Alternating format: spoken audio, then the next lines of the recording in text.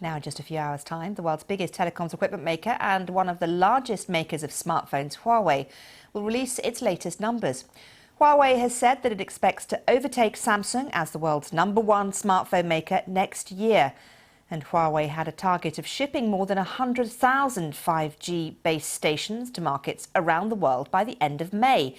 But the Trump administration has alleged its equipment could be used for espionage, something Huawei denies, and urged the US allies to ban it from building 5G mobile networks.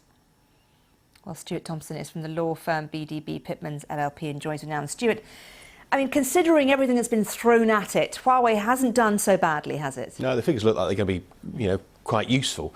And certainly in terms of the handset numbers, the American action doesn't appear to affect them very badly. And in some ways, especially in the domestic market, they've used it as a bit of a sales pitch, really, sort of almost being, the phone that the Americans don't want you to have. And that seems to be working quite well for them in the short term. I mean, last month, President Trump said that he would allow US companies to resume selling to Huawei, but it's been pretty unclear since then what that means and how it looks. It's very, as you say, it's very unclear. And whether Trump is trying to sort of push the line that you can't do work with Huawei because of the concerns over the 5G network, or indeed whether actually a deal can be done, these things can be overcome, and the trade side of things are the most important element. And it seems to come down to this discussion about security versus trade, which is the more important. That's what I want to ask you about, actually, because it does pit the two together, doesn't it? Yeah. Quite significantly, and at a time when, trade is at the forefront of people's minds. Well, if you just look at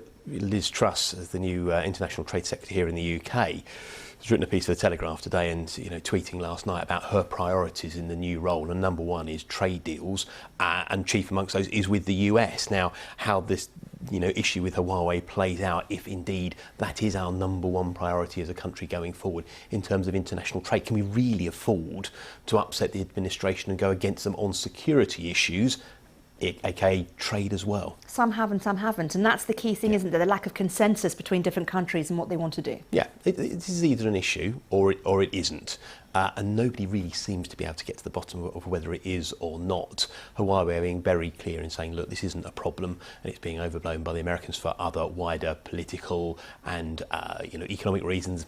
Issues about IP and the way that China does business as the Americans would see it, and the security side. So without that consistency, frankly, no trade deals, no discussions, nobody will really know quite where they are.